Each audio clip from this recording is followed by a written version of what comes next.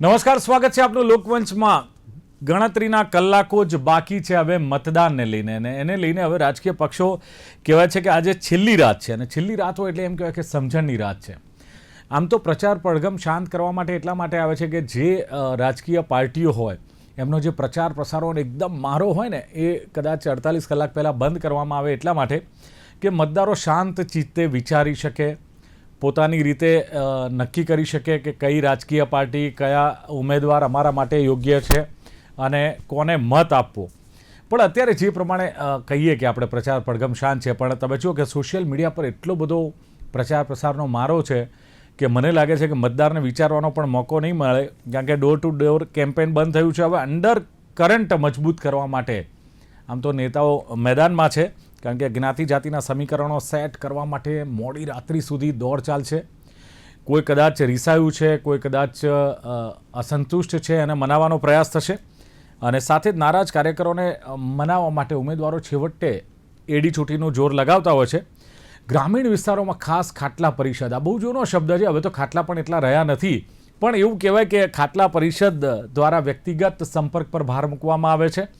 અને કોંગ્રેસે જે ગુપ્ત રણનીતિ બનાવી છે કે સત્તા વિરોધી લહેરને મતમાં કેવી રીતે કન્વર્ટ કરવી, એ ગુપ્ત રણનીતિ કોંગ્રેસની રહેતો સાથે જ ભારતીય જનતા પાર્ટીની વાત કરીએ તો એક પેજ સમિતિ છે, શક્તિ કેન્દ્રો છે, એને એક્ટિવ રાખવા અને બને એટલું મતદાન થાય એ પ્રયાસો ભારતીય જનતા પાર્ટીના પણ રહેશે। અને સમાજના આગેવાનો સાથે મિટિંગ કરવામાં આવશે, જે તે સમાજનો ટેકો જે તે રાજકીય પાર્ટીને મળે માટે સુનિશ્ચિત બધા આયોજનો થશે। અને સ્માર્ટ સિટીના ગામડાના પાયાની સુવિધાઓ વચ્ચે મતદારોનો મૂડ શું રહેશે, સ્થાનિક સ્વરાજ્યની ચૂંટણીમાં ખાસ કરીને કયા મુદ્દા એવા છે કે જે મતદારોને સીધી અસર કરે, અને બીજું કે શહેરોમાં ભારતીય જનતા પાર્ટીનો દબદબો છે, તેવું કહેવાય છે કે ગ્રામ્ય વિસ્તારમાં કોંગ્રેસ ક્યાંક મજબૂત છે, તો દબદબો જળવાશે કે પરિવર્તન આવશે, આ બધા જ સવાલોની વચ્ચે ચર્ચા કરવી છે છેલ્લી રાતની રાજરમતની। ચર્ચા કરવા માટે મારી સાથે ઉપસ્થિત છે ભારતીય જનતા પાર્ટીના સહપ્રવક્તા ઘનશ્યામસિંહ ગઢવી ઉપસ્થિત છે। ઘનશ્યામસિંહ, સ્વાગત છે આપનું લોકમંચમાં। સાથે જ કોંગ્રેસના પ્રવક્તા અભિષેક શુક્લા, અભિષેકજી આપનું સ્વાગત લોકમંચમાં।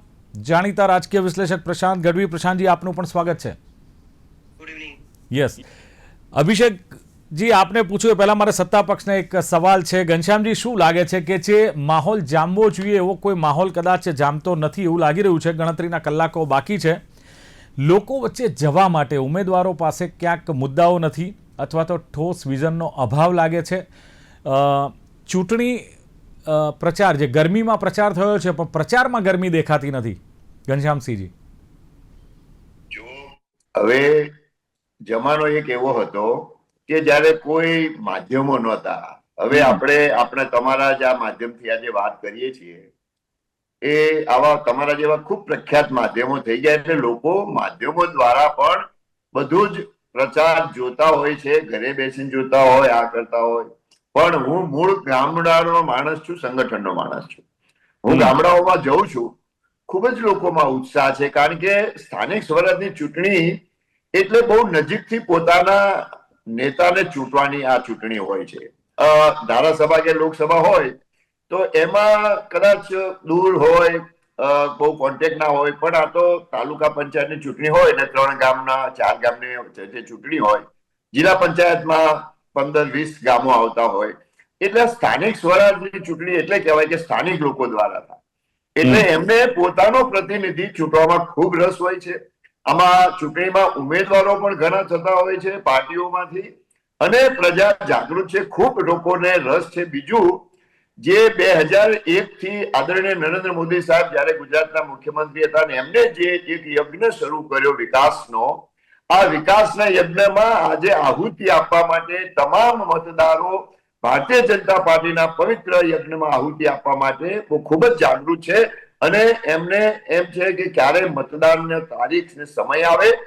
છેલ્લા વર્ષોથી જે પ્રમાણે આ યજ્ઞમાં આહુતિ આપી રહ્યા છે તમામ લોકો, અને આખા ગુજરાતની તમે જો નગરપાલિકાઓ હોય, તાલુકા પંચાયત હોય, જિલ્લા પંચાયત હોય, વિધાનસભા હોય કે લોકસભા, એમાં છેલ્લા 30 વર્ષથી જે ઉમળકા ભેર મત આપે છે ગુજરાતની પ્રજા ભારતીય જનતા પાર્ટીને, એ ભારતીય જનતા પાર્ટીના કાર્યકરનું કામ, રાજ્યના સરકારનું કામ, ભારતીય જનતા પાર્ટીના સંગઠનનું કામ, અને આ તમામ કામોને લઈને આજે તમે ગામડાઓનો વિકાસ હોય, શહેરોનો વિકાસ હોય, તમે જુઓ આપણા અમદાવાદ આજુબાજુમાં કેટલા રોડ રસ્તાના કામો ચાલે છે. એક સમય એવો હતો કે જ્યારે વટવામાં ફેક્ટરી હોય તો રહેતો હોય નારણપુરા કે નવરંગપુરામાં.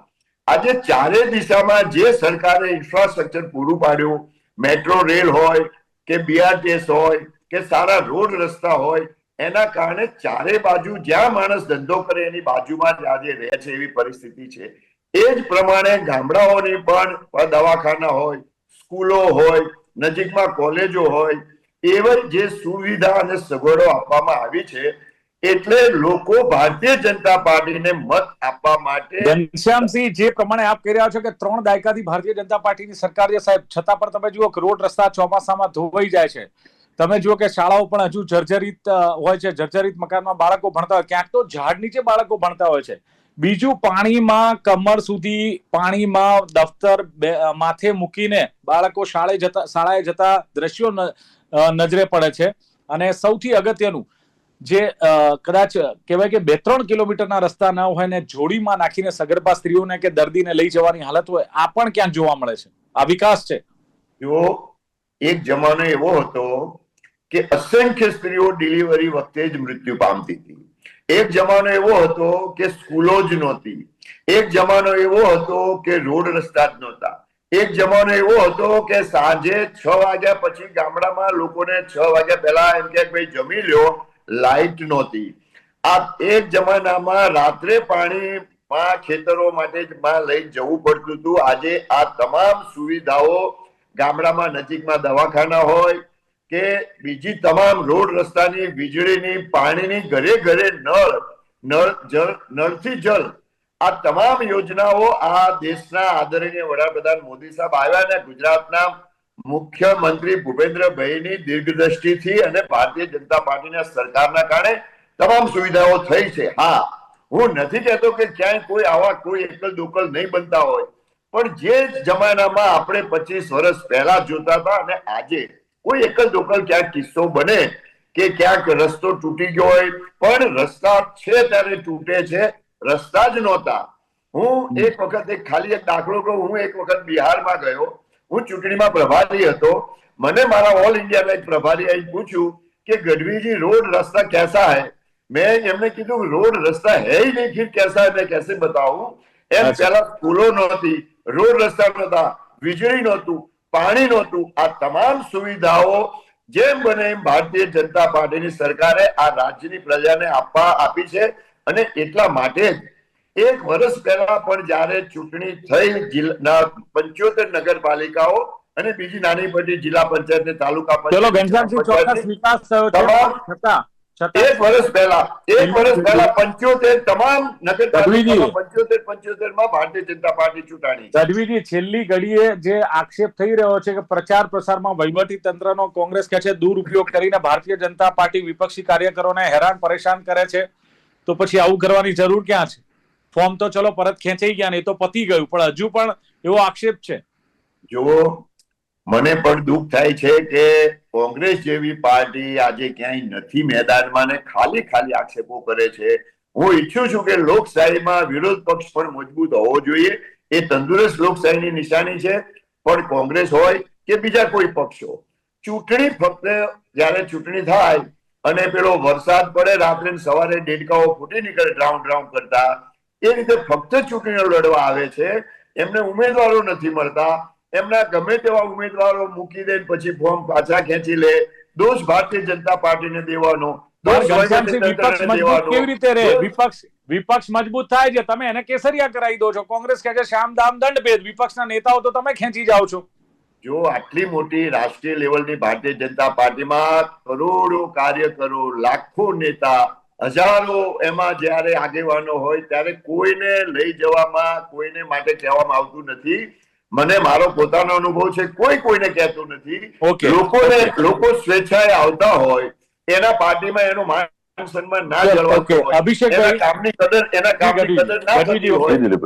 અભિષેકભાઈ, જે આક્ષેપ લગાવવામાં આવે છે કોંગ્રેસ દ્વારા કે ક્યાંક છેલ્લી ઘડીએ વહીવટી તંત્રનો દુરુપયોગ થઈ રહ્યો છે, વિપક્ષી કાર્યકરોને હેરાન પરેશાન કરવામાં આવે છે, એમની પર પ્રેશરાઇઝ કરવામાં, કયા આધારે અભિષેકજી આ જે આક્ષેપો થતા હોય છે?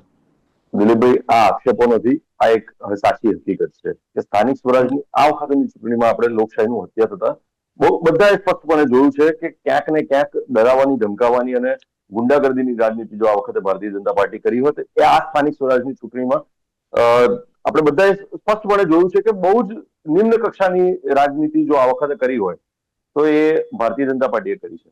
બીજી વસ્તુ, જેમ મારા વડીલ મિત્ર કહેતા હતા, ભારતીય જનતા પાર્ટીના વરિષ્ઠ નેતા છે, એ એવું કહેતા હતા કે અત્યાર સુધી રોડ રસ્તા કશું હતું જ નહીં. માન્ય મુખ્યમંત્રી હતા ત્યારે, વડાપ્રધાન શ્રી મુખ્યમંત્રી હતા ત્યારે જ બધો વિકાસ થયો, સ્કૂલો બની, રોડ બન્યા, રસ્તા બન્યા, ઇન્ફ્રાસ્ટ્રક્ચર બન્યું. તો સાહેબ, મારે એટલું ધ્યાન દોરવું છે કે PRL, IIM, NID આ બધી જ સંસ્થાઓ કોંગ્રેસના સમયમાં જ અમદાવાદમાં પણ આવી હતી. બીજી બાબત કે રોડ રસ્તા હા કદાચ ઓછા હતા પણ એની ટકવાની ક્ષમતા બહુ જ સારી હતી.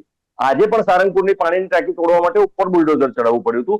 એ જ ઉદાહરણ આપીને બતાવે છે કે કોંગ્રેસના શાસનમાં જે કોઈ પણ અત્યારે કોર્પોરેશનની શાળાઓ પણ એટલી મજબૂત છે કે અત્યારે ભલે જર્જરિત હાલતમાં જે ભારતીય જનતા પાર્ટી સાચવી નથી શકતી પણ અડીખમ ઊભી છે. કોંગ્રેસના એક કાર્યકર્તાની જેમ અડીખમ ઊભી છે. ભલે ભારતીય જનતા પાર્ટીને ત્યાં તાળા મારવા પડતા હોય અને તાળા માર્યા પછી બાળકો શાળાએ ભણવા ન જઈ શકતા હોય. બીજી બાબત કે VS હોસ્પિટલની બાબતમાં આપણે ચર્ચા કરીએ તો VS હોસ્પિટલ જેવી પણ હોસ્પિટલ એ પણ કોંગ્રેસના શાસનમાં બની હતી અને ખૂબ સરસ રીતે વહીવટ થતો હતો અને ગર્ભવતી મહિલાઓને અથવા તો નવજાત બાળકોને અથવા તો વૃદ્ધોને પણ ખૂબ સારી સુવિધાઓ ત્યાંથી મળતી હતી. જો ઘનશ્યામસિંહ એવું કહેતા હોય કે આ બધું નતું અને માત્ર ને માત્ર નરેન્દ્ર મોદી સાહેબના આયા પછી થયું છે, હા ચોક્કસપણે મારે કહેવું છે કે ભારતીય જનતા પાર્ટીના શાસનમાં માત્ર ને માત્ર કોન્ટ્રાક્ટરોનો અને કટકી કૌભાંડનો જ વિકાસ થયો છે. પ્રજાનો ક્યાંય આમાં વિકાસ થયો હોય તેવું મને ક્યાંય દેખાતું નથી. બીજી બાબત કે ઘનશ્યામજી કહેતા હતા, જી આપની વાત પૂરી કરો અભિષેકજી.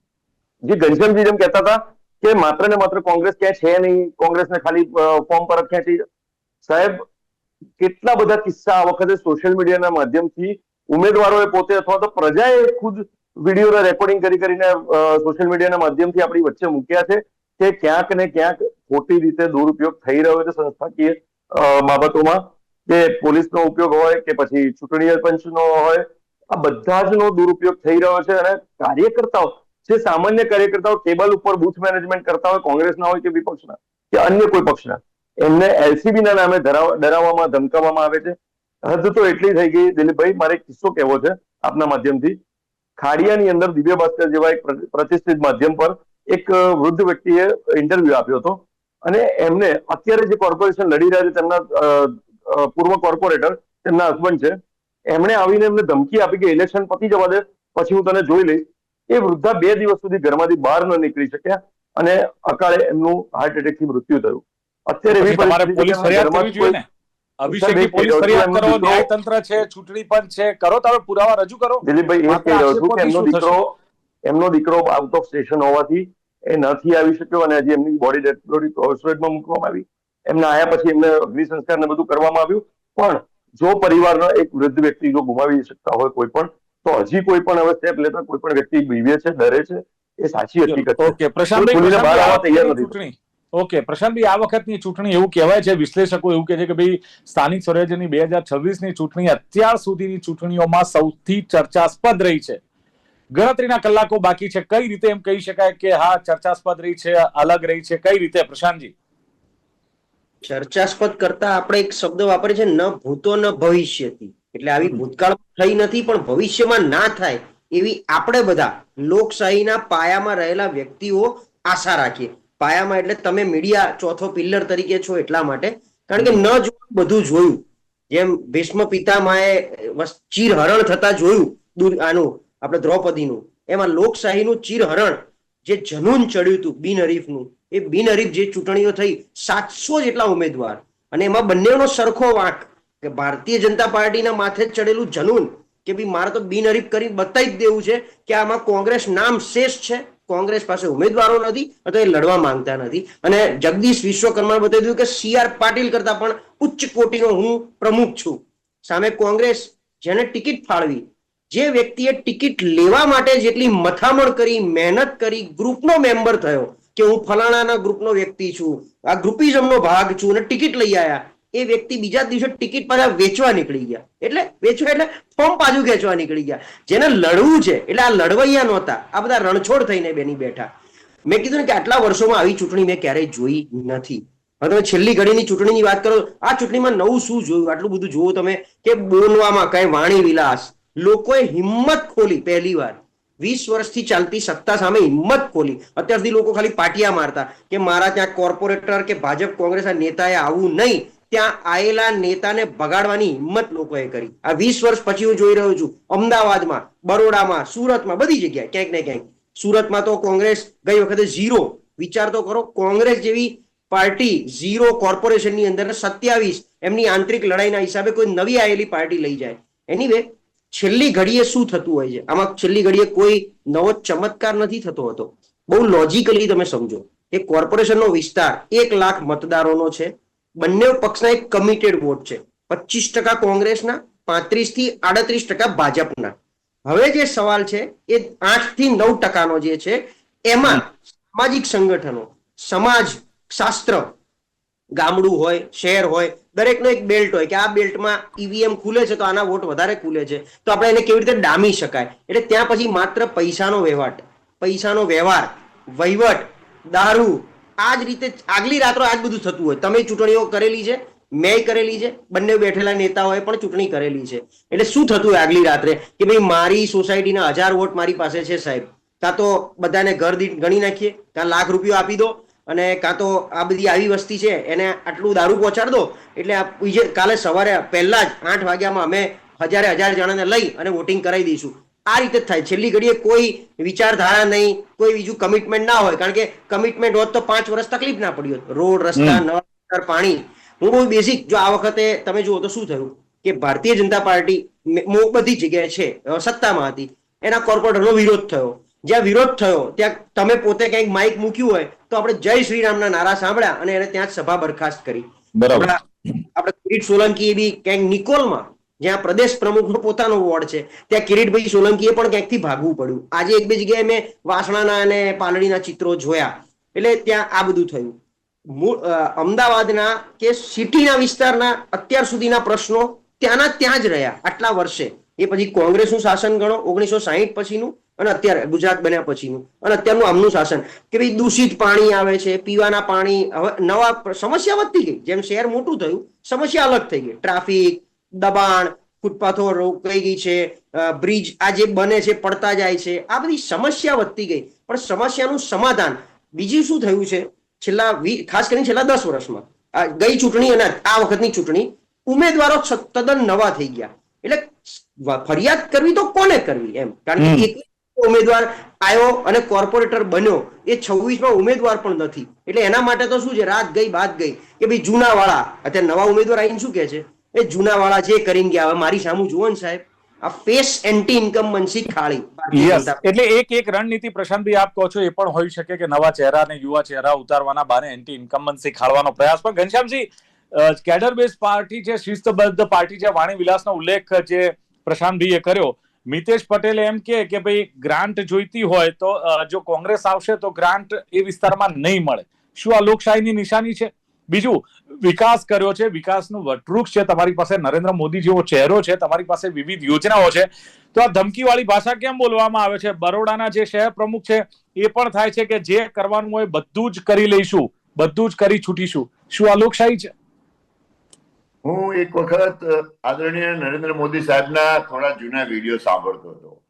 એમાં એક વિડીયો સાંભળ્યો મેં, એમ કે જ્યારે આપણને તાવ આવે ત્યારે માણસ બોલવામાં ઘણી વખત ગમે તે બોલતા હોય, એને એમ કે આપણે લવરી કહીએ.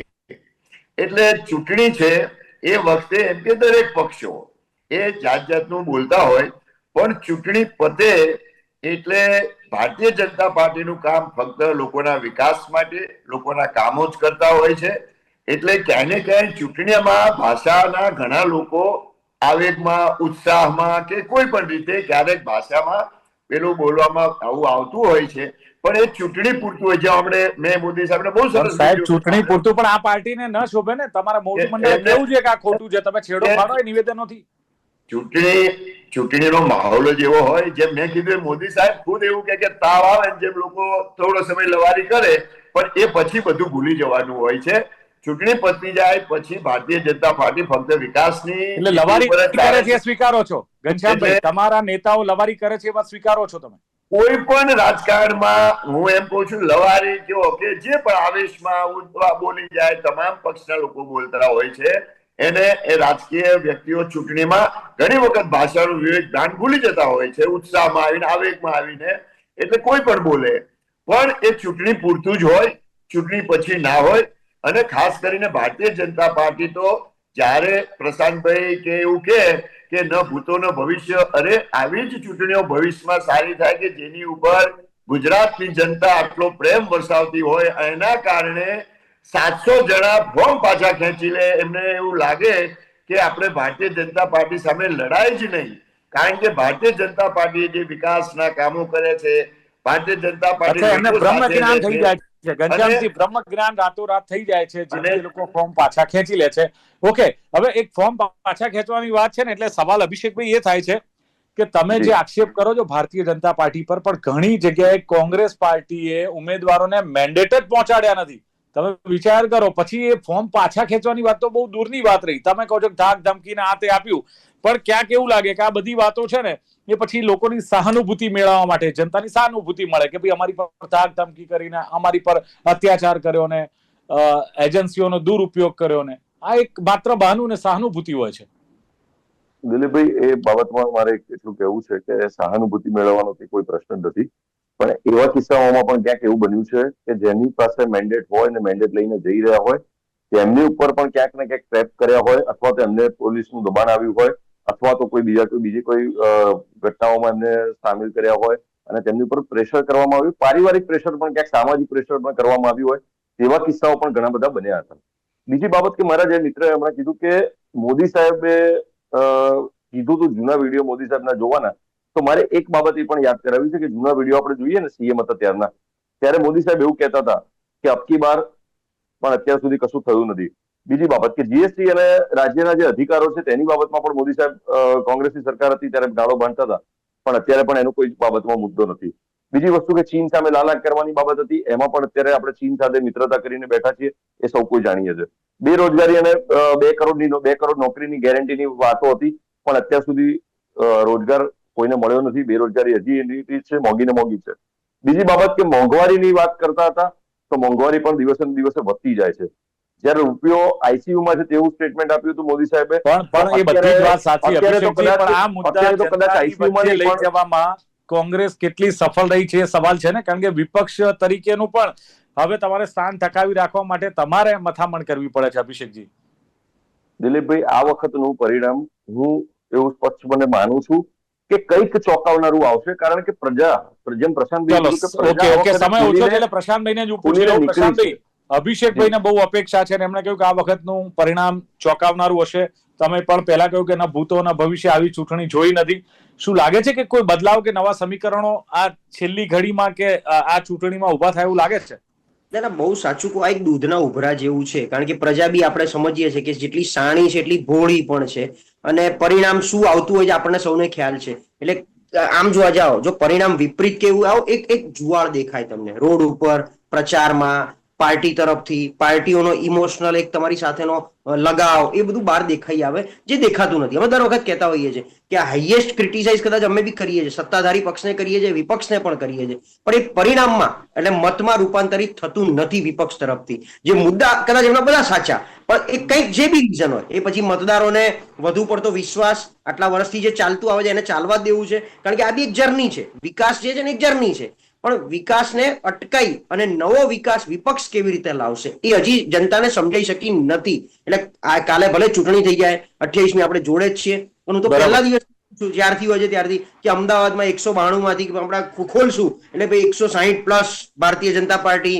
બરોડામાં સિંગલ ડિજિટમાં હતી, મને અભિષેકભાઈ કયા વિસ્તારથી આવે મને ખ્યાલ નથી, એટલે બરોડાથી આવતા હોય તો બરોડામાં કહ્યું કે અમદાવાદ ખાડિયા, તો બરોડામાં ડબલ ડિજિટમાં આવશે. અમદાવાદમાં તો 17 હતી, પણ હું કોંગ્રેસના કેટલા સિનિયર આગેવાનો જોડે મેં ચર્ચા કરી છેલ્લા 2 દિવસ. એમનું કેવું છે કે ગઈ વખત જેટલી ટકી રહે ને 17, તો એ બહુ સારું છે. આવું એ લોકો છે. કે ઓવરઓલ માહોલ એમને પણ દેખાય. આનો મતલબ એવો નથી કે ક્યાંય નથી રોડ ઉપર, પણ એમનો જે ચંક છે એટલામાં એ લોકો રાજી છે કે ભલે 20% વોટ 25% વોટ એમના ચંક કે ભાઈ દલિત મુસ્લિમ આ તે, હજી પણ ઘણો વર્ગ કોંગ્રેસને મત આપવા રાજી નથી. બરાબર છે. એટલે પ્રશાંતભાઈ, આપ દરેક વખતે કહેતા હોય છે કે ભાઈ વિપક્ષ પણ એટલો મજબૂત હોવો જોઈએ અને જનતાએ આ નક્કી કરવાનું. પણ ઘનશ્યામભાઈ, પહેલા આટલા માધ્યમો નહોતા, હવે માધ્યમો વધ્યા છે, ઘણા બધા ઓપ્શન છે અને વિકાસનો યજ્ઞ છે ને એમાં અમે આહુતિ આપીએ છીએ ને એમાં કદાચ કોઈ કોંગ્રેસના મિત્રો પણ જોડાય તો ઘનશ્યામસિંહનું કહેવું છે કે ખોટું નથી. 30 વર્ષથી ભારતીય જનતા પાર્ટીને કેમ આ ગુજરાતની જનતા પસંદ કરે છે? રોડ રસ્તા પહોળા બન્યા, એમણે કહ્યું પહેલા શાળાઓ નથી, રોડ રસ્તા નહોતા ને પાણીની વ્યવસ્થા નથી ને વીજળી નથી, એ ઘણી બધી વાતો એમણે કરી. અને જ્યારે વિવાદિત નિવેદનની વાત આવી ત્યારે ઘનશ્યામસિંહે કહ્યું કે એક ઉન્માદ હોય છે પણ ત્યારબાદ કશું હોતું નથી. અને સાથે જ અભિષેકભાઈએ કહ્યું એમ કે લોકશાહીની હત્યા કરી છે, ડરાવા ધમકાવવાની રાજનીતિ ક્યાંક જોવા મળી છે અને નિમ્ન કક્ષાની રાજનીતિ ભારતીય જનતા પાર્ટીની આ વખતની જોવા મળી છે. અને સાથે જ ભાજપ આવ્યું ત્યારે જ વિકાસ થયો. આ તે કેવી વાત? આવા સવાલો પણ અભિષેકજીએ ઉઠાવ્યા છે. એમણે કહ્યું કે IIM, NID, સિવિલ આ બધું જ કોંગ્રેસના રાજમાં બન્યું છે, ભારતીય જનતા પાર્ટીએ નથી બનાવ્યું. સારંગપુર ટાંકીનું એક ભ્રષ્ટાચારનું ઉદાહરણ આપ્યું કે એની પર બુલડોઝર, એની પર JCB મૂકીને તોડવામાં આવી હતી અને અન્ય એક ટાંકી હતી, પહેલા જ દિવસે ઉદઘાટન વખતે પાણી ભર્યું ને ટાંકી કકડભૂસ થઈ. એટલે આવા પણ પ્રશાંતભાઈએ કહ્યું એમ કે ન ભૂતો ન ભવિષ્ય, આવી ચૂંટણી નથી ભૂતકાળમાં જોઈ, ભવિષ્યમાં પણ ન જોઈએ એવી અપેક્ષા રાખીએ. લોકશાહીનું ચીરહરણ થયું છે, બિનહરીફનું જે જનૂન ચડ્યું હતું એને લઈને પણ એમણે વાત કરી છે. કોંગ્રેસની પણ એમણે ટીકા કરી છે, ગ્રુપિઝમ જોવા મળ્યું છે, લડવૈયા નહીં પણ ક્યાંક રણછોડ બન્યા છે એ વાત પણ એમણે કરી. પણ કોઈ વિચારધારા કે કોઈ કમિટમેન્ટ જેવું હોતું નથી, આ બધી માત્ર વાતો હોય છે. પણ મતદારને એમણે કહ્યું છે કે આ એક ઉભરા જેવું છે, મતદારો કેટલું સમજે છે અને કઈ રીતે મતમાં પરિવર્તિત થાય છે એના પર ડિપેન્ડ હોય. જોવાનું રહેશે કે છેલ્લી રાતમાં કોણ કયા પ્રકારના હથકંડા અપનાવે છે મતદારોને પોતાની તરફ આકર્ષવા, એ જોવાનું રહેશે. ચર્ચાનું સમાપન કરીએ છીએ. ઘનશ્યામસિંહ ગઢવી, અભિષેક શુક્લ, પ્રશાંત ગઢવી, ત્રણેય જોડા ખૂબ ખૂબ આભાર. Thank you very much. તો દર્શક મિત્રો, લોકમંચ કાર્યક્રમમાં હતી આજની ચર્ચા અને ચર્ચામાં છેલ્લી રાતની જે ચર્ચા કરી કે છેલ્લી રાતની રાજરમત કયા પ્રકારની હોય છે અને કોણ કોના પર હાવી થાય છે. ફરી મળીશું. જોતા રહો ગુજરાત ન્યૂઝ. નમસ્કાર.